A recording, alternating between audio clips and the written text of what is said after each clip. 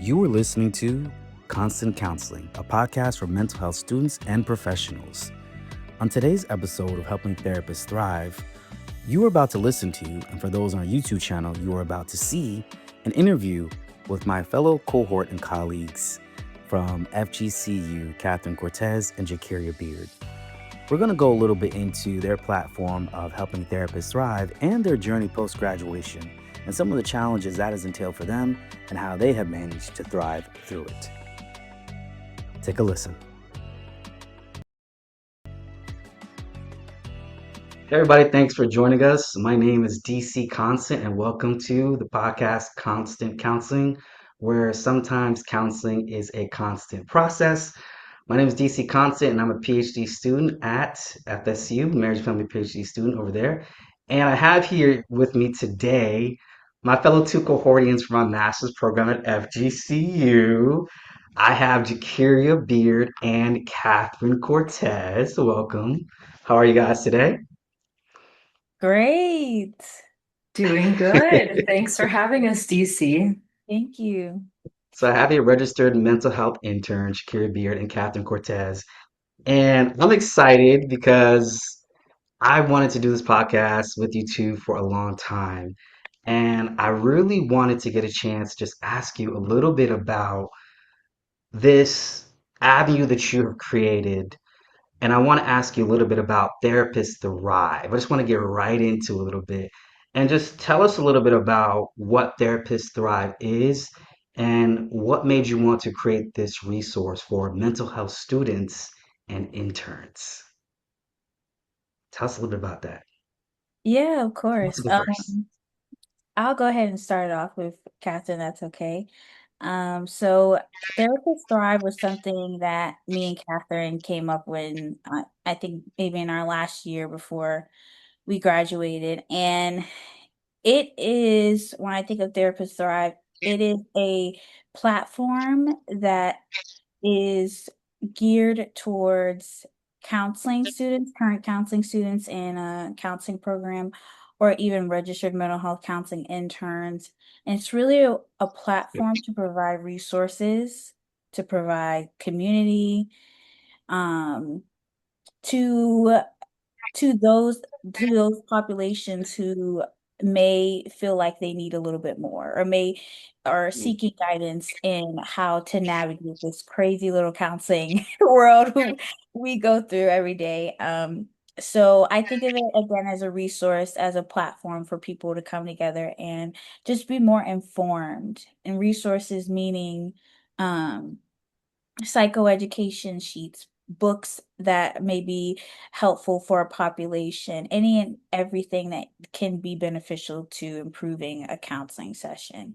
Um, so that's kind of what I think of Therapist Thrive as a resource. It almost sounds like this like one-stop shop for mental health students to kind of come to almost. Yes, yes, definitely. Catherine, what about you? Is there anything different that you would, anything more you wanted to add to that as well yourself? Yeah, I think Jackie hit the nail on the head. But to add to that, I would say the two words that come to mind as to like the purpose behind Therapists Thrive is comfort and clarity. I think me Mm, and Kyria realized early on that there was a need for something for students. A lot of things out there that are, made to support therapists are made to support therapists that are already licensed, that have already passed that ring of fire. And it felt very isolating and lonely to really just rely on our cohort members that were going through the same kind of process of just like trying to figure out what this world really is. And so, one, I would say comfort to just know that you have a community that's there with you, that's been through the process, that knows just how nerve-wracking this journey can be. And then clarity in the sense that a lot of this process has a lot of ambiguity, a lot of uncertainty, and something that, at least in my program, in our program, we were told a lot is to like sit with discomfort. And that's so much easier said than done at times. And so this platform is really to give people those resources that we wish we had going through our grad program, and to just bring some clarity to have people really understand what is counseling. Is this something you're really wanting to commit to? What could you expect from the counseling process if you really want to see yourself as a therapist? And then also, like Jackeria said, just providing those resources, worksheets, and clarity for yourself, like, figuring out what theoretical orientation you are. That is a big thing, at least for me, was trying to figure that out in my grad program. And so we hope that this platform will give that clarity to maybe other students or people interested in becoming counselors so that they are well informed in the decisions that they make. That's a good point, Catherine, because Jackeria mentioned earlier about just like fulfilling that need of the kind of like that one-stop shop for those resources. And then you talking about a little bit of that clarity. And I have to say, I've definitely, I mean, obviously, I just graduated. We all graduated back in May. And I can honestly say I have seen that, like, for a lot of mental health students, just in a sense of having those tools nearby, because a lot of those tools post graduation is for people who are all the way licensed. And for us interns, it's like we kind of have to fill in the gaps ourselves a lot of ways. Hmm. Exactly. Yeah. Yeah. I'm curious about that aspect when we look at what were some of the resources that you two noticed that mental health students really needed a lot of? What are some of those resources that you noticed in your time with this creation of Therapist Thrive? I think at the time when I was going through my grad program, um, it's two things. The first resource that I think that I didn't see a lot of is just regular um, information or in-depth information on certain classes that we had. So a big one that came up was theory. Um, I think all of us in the room could know that theory is a lot to take on, especially when you're first learning about it and trying to understand and know that theory also becomes a part of your counselor identity. I think providing more information on that was a really big gap that I see. Um, Also just pure psychoeducation, learning more about populations. Sometimes because we cover a lot in graduate programs, we typically only touch the surface. So there might be particular populations that some of us want to work with, but we don't know how where to look further.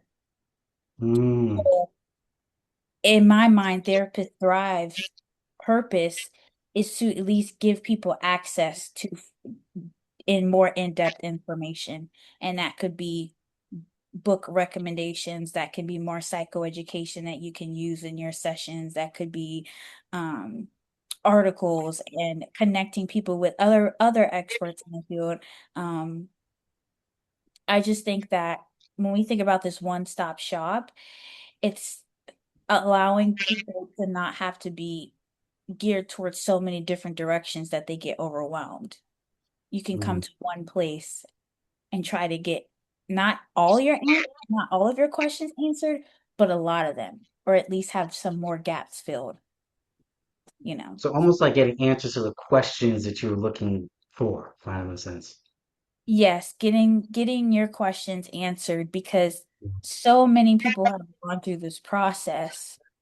Um, so other people have information to share.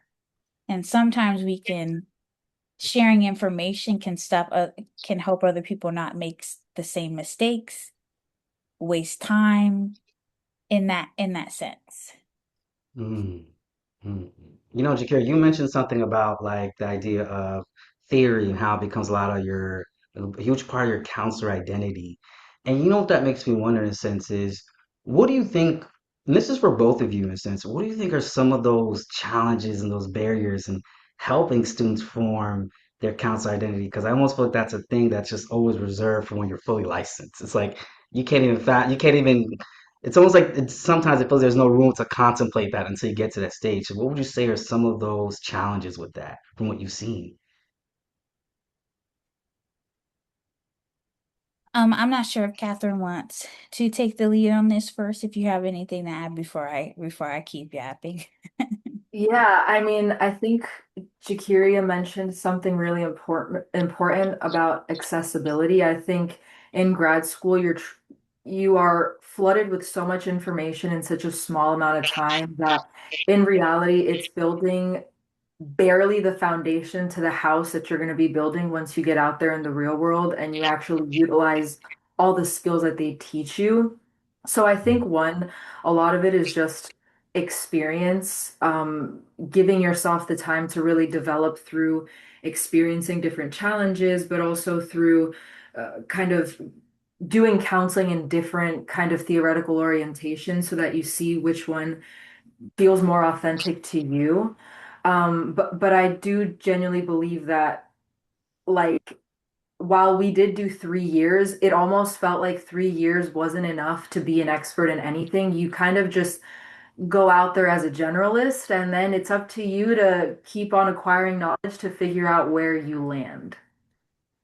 Yes, I agree. And I think to add to that is because the journey still continues after your graduate program, I truly believe you should not feel like you should do it by yourself.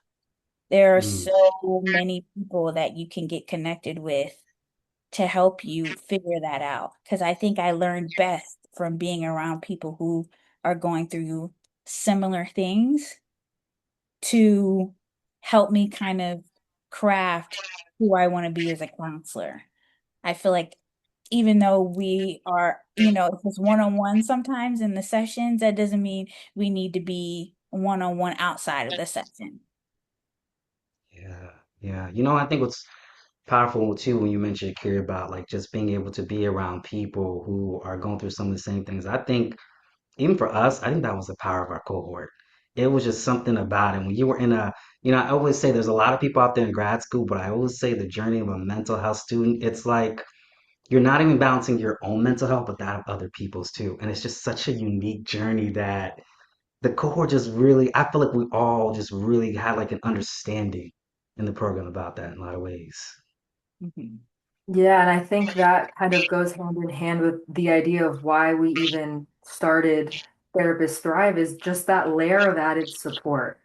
In your cohort, hopefully the people watching have the chance to experience that sense of like togetherness and even that universality that like we're all in this together and it's not one-on-one like Jakiria mentioned. Oftentimes when you graduate and you're doing therapy by yourself, it becomes this one-on-one process and that can be very isolating. And so really our mission is to just provide that added support for people so that, if they do find themselves struggling or feeling like, oh my gosh, like I don't even know where to look for a certain resource or how to figure this out for myself, they have that resource that they know they can go to for some, if not all of the questions that they're having. I think too, going back to your question, BC, I feel like our platform really is about transparency. Like when I first started my program, there was a lot of things that I didn't fully realize until I had already committed to a 3-year program. And a big part of that is financial. And so we are really trying to debunk any of the myths or things that are maybe not as like promoted, such as, the amount of money it takes for you after you graduate to get registered, get specialized in something, get CEs, like all of those things that you really don't know until you've already committed to a program like this. Yeah, And it's not talked about so enough. yes, exactly. So hopefully, the people that have either just committed to doing this or have yet committed to doing this have an idea of what they're fully committing to before they do. Hmm. Oh my gosh, Catherine, I'm so glad you brought What that is up. the You got something to say, man. Transparency to the T. Yes. I 100% agree. Um, Even like little things is like when you start this program, you start to realize like there's a difference between a mental health counselor, a psychologist, a social worker. There is um, information that you don't learn about the program until you start. Like it takes 2 years after you graduate to become fully licensed. There's also expenses and requirements that state require. Exams and test fees. Exactly. Like I Unpaid internships. Yes. Not everyone needs to go in this blind when people have already have gone through it and know the blueprint. Why I don't never want to hold on to information that I know that can serve someone else. So I think that's just really, really big to talk about and share because I feel like that would relieve a lot of anxiety that mental health counseling students have throughout their time in the program. Just making a lot of those informed decisions too, when you know the ins and the outs, how much better can you prepare yourself when you know this is what's happening, this is the expense. I mean, this is the exam or the test we're gonna have to take on the program, and this is we're gonna take it after we graduate the program, and all that in between stuff that's there. Hmm. Yeah, and I think too, at least in our program, we were often told like our professors are the gatekeepers of the profession. You know, they are in a way kind of like that final boss to decide are the skills up to par. But one thing about Therapists Thrive is like we're not gatekeepers. We are here to make your life easier because we had to go through it to figure it out. And like Jackeria is the queen of cheat sheets. And when I tell you, she has found a way to make almost everything digestible and straightforward. And Wow. that took like not only creativity, but a lot of trial and error to like figure out a way to condense all of this information that they give you in a way that you can actually utilize with clients. I think that's a huge thing. A little heavy on the air. A little heavy on the air. You know what was I think really powerful that I think I don't know if it's Catherine Jakir that mentioned this aspect of just the the generalist part because I think and then Jakir had mentioned it earlier about how sometimes there's specific populations and things we want to know about and we get too much general information because sometimes I think it could just be I know we need to get the foundations down around the program, right? But I feel like sometimes just kind of having some things concentrated towards certain populations of students want to work with, I think could be helpful because I think that in this field, sometimes it just feels like we're just trained to be generalists. And while there's nothing wrong with that, it's like, what if we could be a specialist and do something that we could perform well in and give the best kind of therapy in? You know, you see that with the doctor. There's an OBGYN, there's a cardiologist, there's an oncologist, there's all these different specialties, and we're not concentrated so much in everything. And I just sometimes I feel like that could be a thing with counseling programs to really help us like sometimes even conceptualize what that part of our journey could look like. Because I feel like what happens is that from what I've seen, and I this is just me anecdotal, I feel like I've seen a lot of people go out there in the field and they're trying to serve everybody and their mama. And they come to see over time that that's really hard to do. And there's no, I don't want to say mastery, but there's no developed competency in a particular area that happens with that.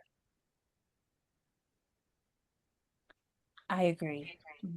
Yeah, and like one thing, like you mentioned, in medicine, there's all these different specialties, but like we haven't even gotten into like the theory, right? Like you can be a doctor of osteopathic medicine or an MD, a DO or an MD, but for us you could be CBT, DBT, ACT, EFT. You could be so many different lenses, and then some people just do a little bit of everything that it's like, how can I choose what's right for me? And when we don't have those things built in place because they are really just trying to give you that minimal competency, it can feel really overwhelming to try to figure out by yourself when you don't have that support. When you do graduate, when you're outside your cohort, yeah, you get supervision. Yeah, you have, hopefully some of those pieces in place. But I don't know, at least for me, that's always been something really challenging. Like, I really had wished that in our program there was electives of like, a semester long CBT course where it literally just focused on treatment through a CBT lens or DBT. And like, as a graduate student, oftentimes you're really busy. So Yeah. It's hard to read all your textbooks, get all your paperwork done, treat clients for free, also like live and probably have a full-time job at the same time and then also be honing in on reading certain books or trainings for a specific modality. Like it feels like a lot to juggle. And so if training programs had those things kind of implemented within, I feel like it would help at least build a little bit more competency than they already do. Hmm. I I 100% agree with everything Catherine said. I think also one thing I want to mention is um with this platform is like now that social media is so big, it has allowed us to expand our our accessibility to people. And I think a couple of things besides providing resources that I feel like me and Catherine have been passionate about is we talk about topics of like self-care and we talk about topics of ethics because we all had our ethics class, but everybody needs more crash courses on ethics and Can never get profession. too much of that. Yeah, and professionalism in the workplace and what that looks like. And I feel like all of those different topics become even more important as you move through the program and once you enter the field, talking about how do you really take care of yourself while you're taking care of others, or um, what are ethical dilemmas and things you need to constantly think about all the time because sometimes when you're working in the field, they'll throw out an ethical dilemma that was not in any textbook or in any, guidelines that they have. And like having somewhere where you can go and maybe someone have experienced it Yeah. creates the relatability, but also get some tips and, help with that. Yeah. Speaking of which, when you say that, the aspect of the self-care, what would you say it is for you to that it is that you think helped you thrive the most during your master's program?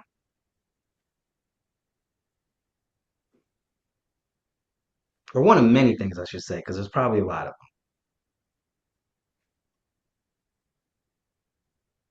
them. I'll go first. I'll go first because we're all in the same program. I'll go first.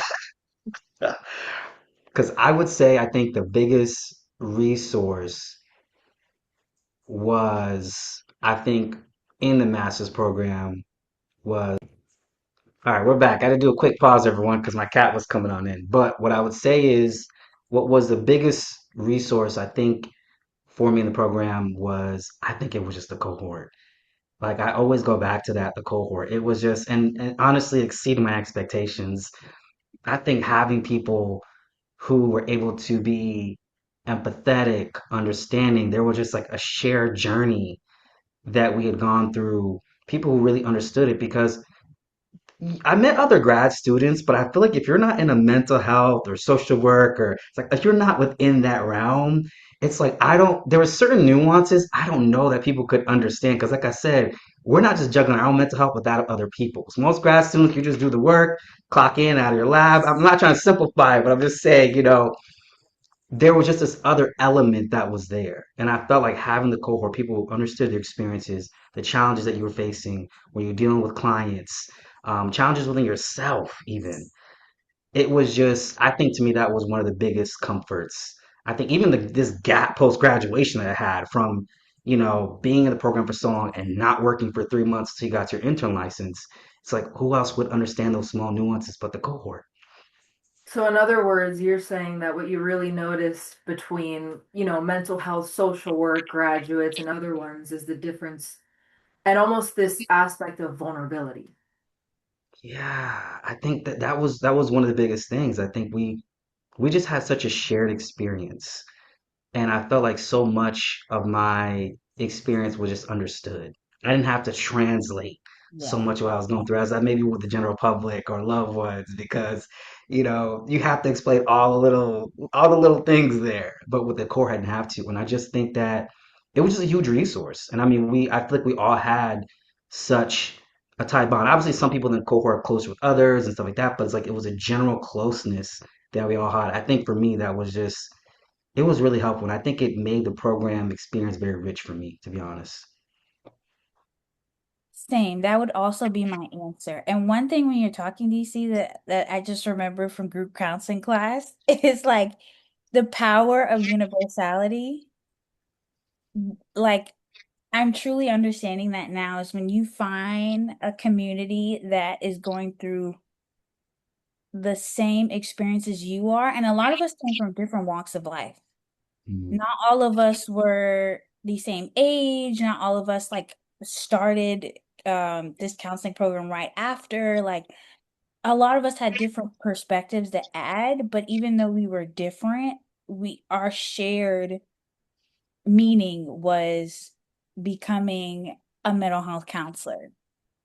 So I could go to anybody in my cohort and rant about something that that happened or talk about a lecture. I mean, sometimes we would stand out in the parking lot after class and do a debrief, you know? So it was all of those little things that not only did I get to know so many more people who care about um mental health, but also like relate to me more than maybe some other people in my life at the time.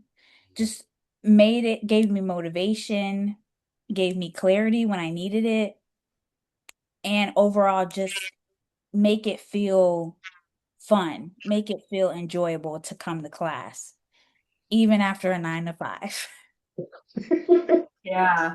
No, those parking lot late night chats honestly saved me.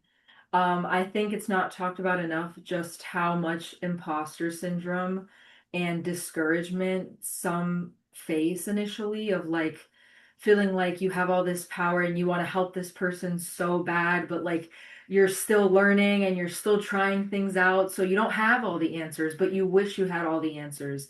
And sometimes, having that cohort and that community really encouraged me to keep going, to be like, okay, like this is a minor setback. That doesn't mean I have to quit. I can keep going. I can learn from my experiences. Almost like having built-in people to process all of these new things with you so that you weren't, kind of isolated in a corner feeling like you were the only person starting this journey. I think I agree with both of you that having the cohort really transformed my experience. And if it wasn't for, the bond that we kind of had with each other, even though DC, like you mentioned, like some people were closer to other people and whatnot, I always felt comfortable in a room with everyone. And like I could literally go to anyone and like start up a conversation or ask them a question or kind of pick their brain about an ethical dilemma or what they thought about a certain theory, and it just made me feel understood. yeah. Yeah, there was something about like I think just being in that space, in that room with everybody. I mean, especially during our internship classes. And I think just feeling like, oh my God, these were people who understood like everything that was happening in my experience. Because we were talking even before we started recording. I know Catherine asked me like, what was my intention of this podcast? I don't think I even said it when we started, but this was a podcast for mental health students and professionals. But the key was mental health students. And I know we had talked about that because I'm like, how often, like, there's so many podcasts out there for professionals and the general public, and they've got their, TikTok mental health shorts out there. But I'm like, how often is it for mental health students for us to really conceptualize what our journeys like? Even you guys know I had Mark on, I think a few episodes ago, and he was talking about his journey from becoming an attorney, legal counselor to now mental health counselor. And how many students who are maybe thinking about that career switch into that, wondering, how does that look? But where are those stories for me to see myself in it and think, okay, I got an idea of how this journey could look for me? Yes. After after we graduate, we all will have our own paths in this career. Someone will be a play therapist, someone will be working with adults, someone might be working with veterans, but we all started the same way as a student. And that journey needs to be highlighted more. And what better way to serve or give back to where you started at than providing accessibility to other students? That's how we build great counselors out here. And if Therapist Thrives even helps one person, my I done did my job, truly. Yeah, and What are, it's go ahead. oh, I was just gonna add that it's so unique and special for, I mean, the three of us, we started this together, like literally orientation interview, got put in a group to figure it out together, and we ended walking side by side across that stage together. And Yeah, I would say one thing that I encourage people to do is just as much as you're going to learn to be vulnerable with yourself, try to be vulnerable with your cohort, whether it be one or two people that you feel the most comfortable with, because this field can be very lonely if you don't lean on those people that come from similar experiences that you're going to experience. Mhm.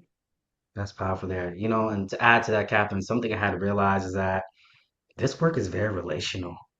And so it's like I realize, like, and I mean, it's like we all know on a general level, but it really gets honed in when you're in this program that in order to get in touch with other people, you really got to get in touch with yourself because that mirror that comes in your session,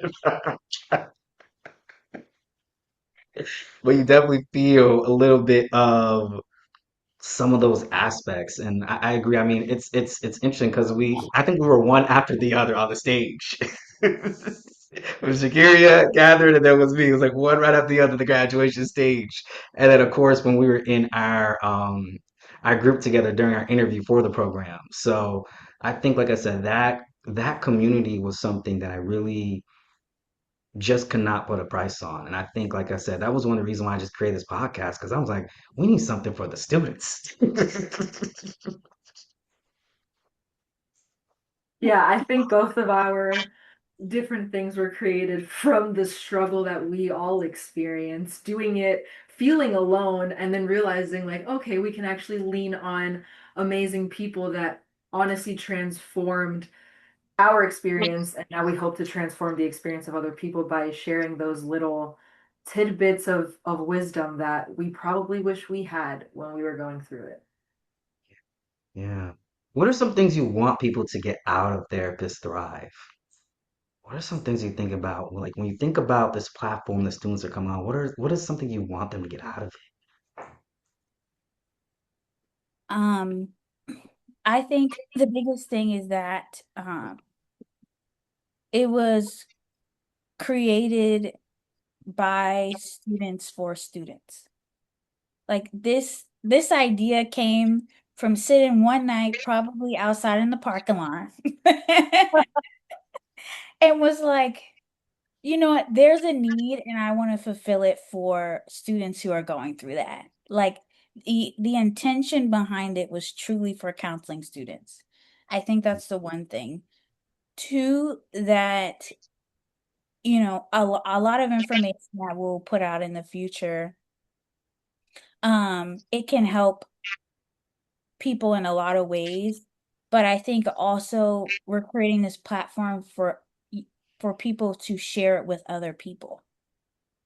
And the idea that once you start sharing and connecting with other people, like your journey in the counseling field will be a whole lot better. So I think those are the two things. It was created intentionally for students, 100%.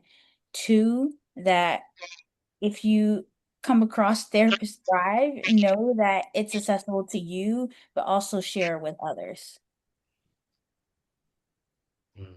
Yeah, I would also I agree with what Jackeria is saying. I think for me, as Jackeria was speaking, I was kind of writing some things down to help me remember. But I would say the biggest thing is resources for me. Like I really want people to feel like I know what it's like to be in a session with someone and be like, what intervention can I use right now? How can I help this person? How can I transform these big abstract ideas into something that, someone with not the same 3 year knowledge that I have can understand and can really help them in some kind of way. And so the resources like the worksheets that we're going to be putting out and the card sort that we have that's in progress, things like that to help students with their self-knowledge, understanding what theory is, how they can apply it to themselves and their clients, but also like just how to bring some fun and creativity into the counseling room. Not everything has to be so strict and robotic and and I say that because I know how it feels. I am someone that I don't always like making mistakes. So I feel like, oh, I have to be the best for my client. But in reality, DC, you said it best. This field is very relational, and relationships mean things are gonna be messy sometimes. Like, not everything is gonna be perfect. And if you mess up, then that almost gives someone else permission to mess up too.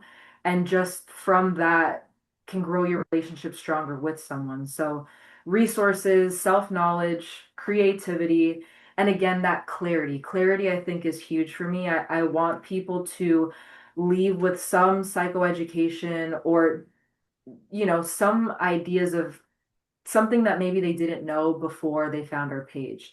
Really just demystifying the process of counseling so that people don't leave with more questions than answers. They actually, come to a place where they can find what they're looking for. Yeah. Something I realized too about counseling is that, I mean, really honed in on it's a process. I don't have to be a miracle worker in the first session. And I think that has just like lifted things for me. I don't have to be that person in the first session.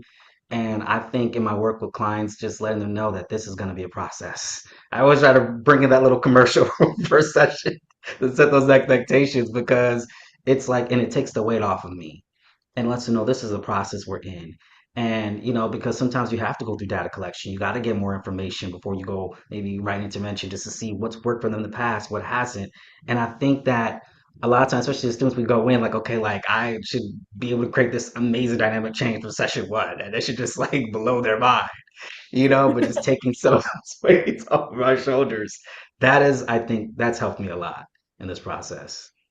Yeah, Yeah. and the process, especially like growing as a counselor in your graduate program, give yourself grace that just like your client is going to go through this process of counseling, you are also going through the process. You are growing, you are changing, you are acquiring knowledge, you are developing in so many different areas, your skills, your theory, um, so many different areas that you can't rush a process. It's like if you try to bake cookies in 5 minutes, it's going to be disgusting. It's going to be runny. It's not going to be good. You're not going to want to eat them. So reminding yourself that the process is going to end up being what you need to kind of sit in to get to the outcome you're looking for versus trying to rush something that can't really be rushed. Mhm. I don't want to add too much because that cookie analogy was really good, but That was good. That was one thing good. I one thing I would add is I really like the analogy because when we think about humans, humans are complex. So when you think of the complexity and you're going through childhood and going through adulthood with them, and they bring a lot. So knowing that or keeping in the back of your mind that you won't solve their problems in 3 to 5 sessions is okay because when you think about it, and learning a person and helping them, it's gonna take time.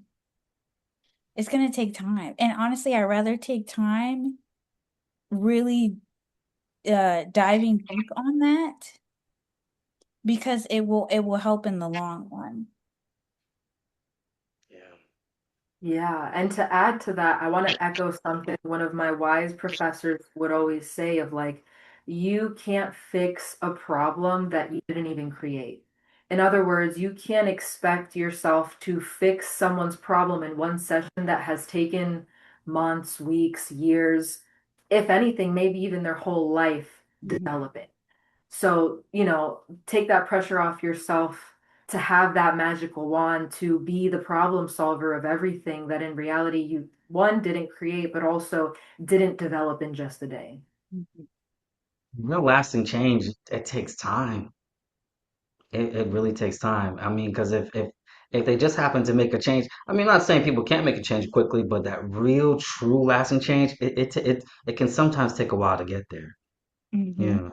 Yeah, yeah. Something that I'm curious about. because we talked about a little bit about life post graduation, and we're here talking about how to help therapists thrive today.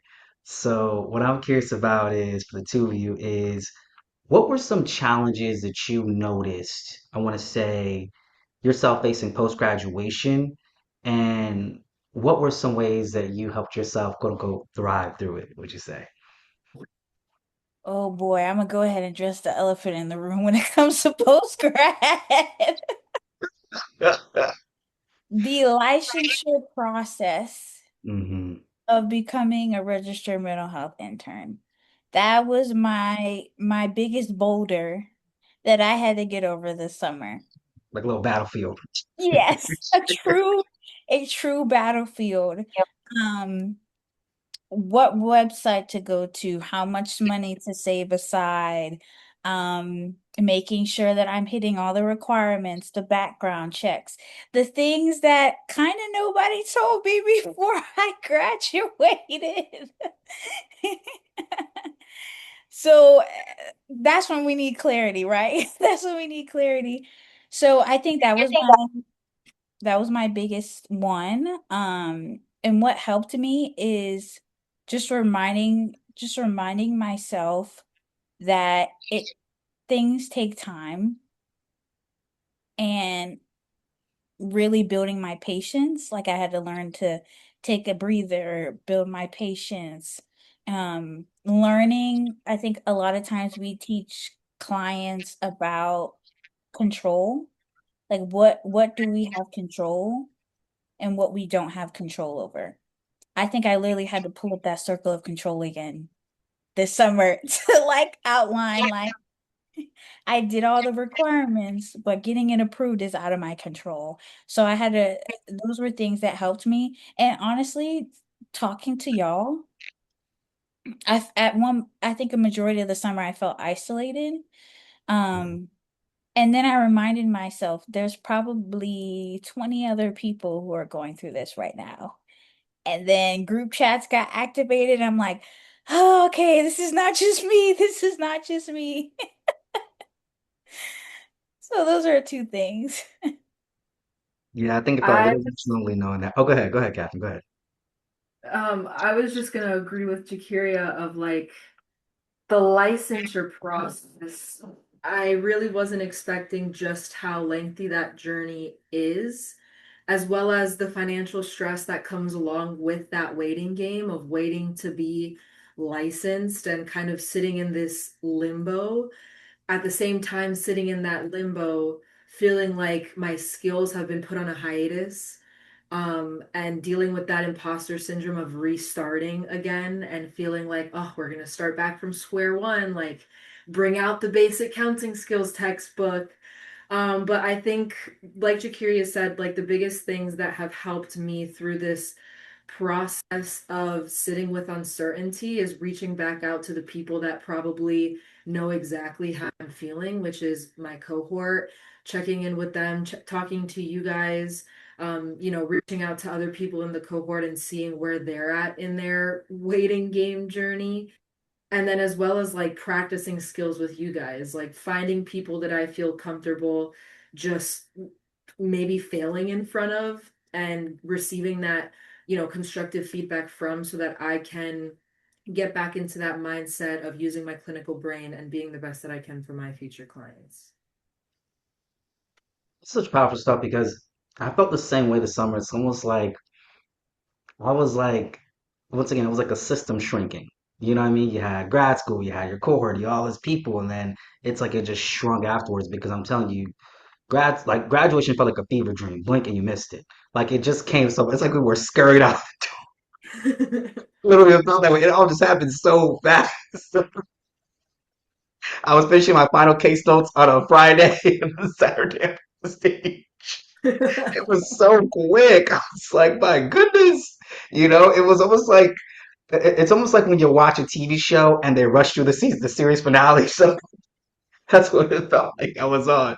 But I mean, I think that in navigating that, it was challenging because you're in this situation, you've graduated, you're in this waiting period.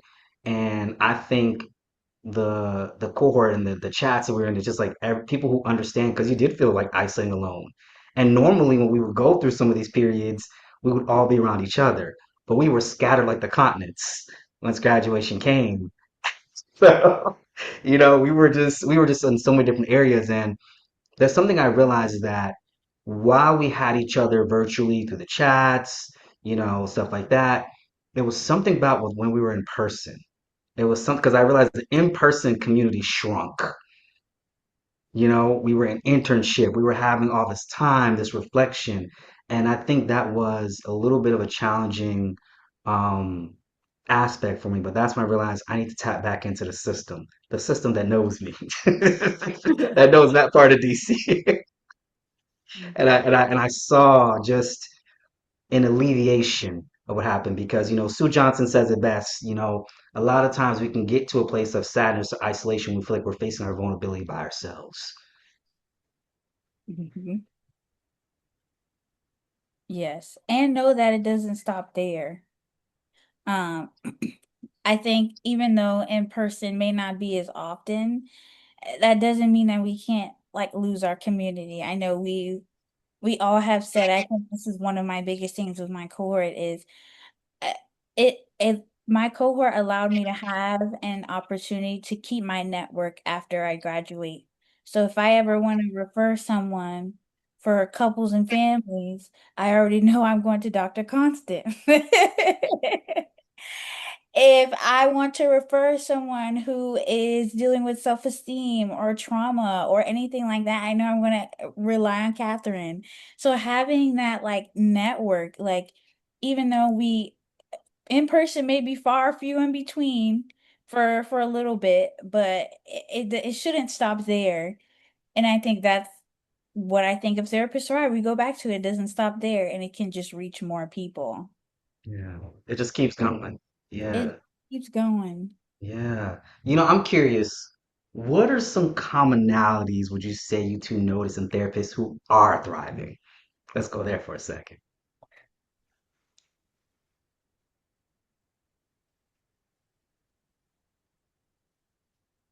I would say some commonalities Mhm. is some of them I deal with imposter syndrome, but the confidence that they have in themselves, even when sometimes it can be uncomfortable, I think that's what I notice um about that. Adaptability as well, reminding yourself sometimes that it's not always going to work out the way you envisioned it, especially Mhm. after a session, but you Mhm. can go to sleep and wake up and realize that it's another day to make it right or continue to, help your clients. And I think the last one that I've noticed with counselors thriving is they ask for help when they need it.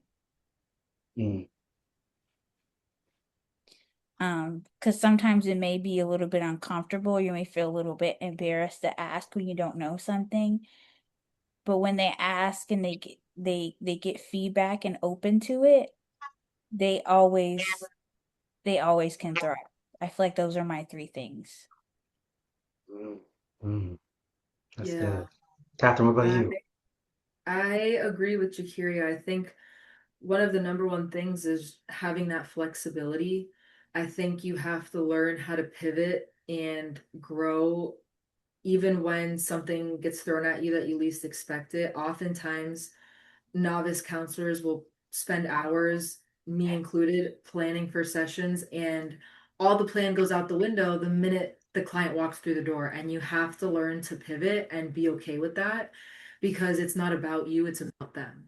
And so that flexibility is really important as well as resilience. Like there's a lot of things in life that oftentimes we don't expect to happen to us, but it's how you respond to it that, Mm. kind of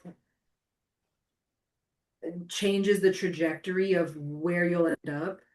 Um, I think self-care is really important. I think the therapists that thrive take care of themselves enough and know when their limits are so that they're not pouring from an empty cup because it's impossible to give someone something that you don't have for yourself. Continue learning. I think a lot of times, sometimes like people just get complacent and think, oh, the 3 years that I was in, in school, like that's enough. But that's never enough. At least for me personally, I think you have to continue learning, and that's what separates a therapist that thrives from a therapist that gets burnt out and it kind of falls out of love with the counseling process. And then I think lastly, humanness, like literally that relational piece, just showing up Mm, as a human, being vulnerable, being honest with yourself, being honest with your clients, and, you know, showing up as who you are, not just what you think your counseling identity should be, but like also your personality, and showing yeah, people like, hey, I'm a human just like you. I'm not perfect. I make mistakes, but I'm here to support you throughout your journey. I Yes. definitely agree with that. Go ahead, Jackeria. You gonna say something? One thing I would also add after hearing Catherine is something I've noticed about counselors who thrive. They're super authentic. They bring their personality and their creativity into their counselor identity, not following the cookie cutter textbook counselor that sometimes I even find myself trying to fit myself in that box. But a truly thriving counselor literally shows up as themselves 24/7 in a counseling session, and that's when they truly like able to build rapport with clients, make sessions feel fun sometimes, and just like truly never forget who they are even though they have to be professional. I Yeah, love that. The last mm, thing that I would add, because that's such a good point that you make, Jakiria. The really last good. thing that I would add is therapists that thrive are involved. They don't just stop at, they graduate and again they do their own thing. They're involved in consultation, they're involved by going to conferences, they, are part of boards and different organizations. Like therapists that thrive are involved, and it's not just, again, face to face with your clients, but it's that community, that piece of community that when you are struggling, you can turn to these people that know your experience and they will check your blind spots. They'll help you be a better person. Like they will understand where you're coming from to, again, not feel like you're doing this alone. That's so powerful. You know, Catherine, it kind of reminds me of how in our program, in our internship class, we would take like 30 different ways to kind of try to conceptualize what was happening with the client and just that power of consultation and collaborating in that aspect. Because I think kind of just to even just kind of connect to that when you were just saying how like therapists will continue learning and continue growing, and there isn't that complacency. You kind of keep growing because I almost feel like when you're in a career it's like a marriage. You got to keep the spark alive. You got to keep the fire burning, and you know what I mean. You got to continue to date, but in this sense, we got to continue to get to know our work, what we're doing, because the world is changing, which means our field changes. And sometimes it's like, you might see some therapists where, listen, we're now 2026, but I think some still might be 1980s. And it's like, I want to bring you come, can you come a little closer? Come a little bit closer, and just thinking about that in our growth with our clients and our work that we're doing. And I noticed that therapists who are thriving, from what I've seen, is that they understand their capacity, they honor it, and they also try to understand it. And sometimes they try to see how they can expand it when they're able to, in a way that makes sense for them. Because it's almost like understanding our scope and understanding, okay, when is this the opportunity for me to maybe either refer out, seek consultation, or to challenge myself to go further and learning more about what's happening? Because this work, like I said, it's very relational and it's very dynamic in that way. And that's something I've noticed by a lot of clinicians, but clinicians who also do the work in the way they enjoy it. Because I always just say years ago, I used to work in, oh God, I think it was like some kind of customer service jobs I used to do back in the day. And I thought to myself, man, I hated working with people, but I didn't hate working with people. I just hated how I was working with people. And I always keep that in mind, you know, for us to do this work in a way that is authentic and honorable ourselves, ethical as well. but also in a way that brings out the best in us so we can bring the best kind of care for our clients at the same time. Yeah, yeah. So I want Yeah, to, oh, go ahead, go ahead, go ahead. I was gonna just kind of add on of what you mentioned, like therapists that thrive, they're involved and they grow in their career, but they also grow within themselves. Like you mentioned, this is such a parallel process. There is a relationship dynamic that when one person's stuck, the other person kind of meets them at that same wavelength. And if you don't do the work within yourself by getting your own therapist, by self-reflection, by having that community that you can express some of those things that maybe are hard for you to express with your family or your friends that are maybe not in this field, it's hard to achieve that sense of growth, because when you grow within yourself, you naturally kind of attract that growth around you. And so, kind of just adding on to what you said, of a therapist can grow in their career, but they also have to grow within themselves too to achieve that full effect. Let me ask this kind of before we get ready to kind of close out, but what did you two notice about yourself in your process as grad students? What are some things you noticed about yourself? Throw the wild card out there. Ooh. Um, I think what I noticed about myself is that sometimes I'm gonna be completely honest here. Sometimes I can be my biggest barrier. Mm, Sometimes I can let myself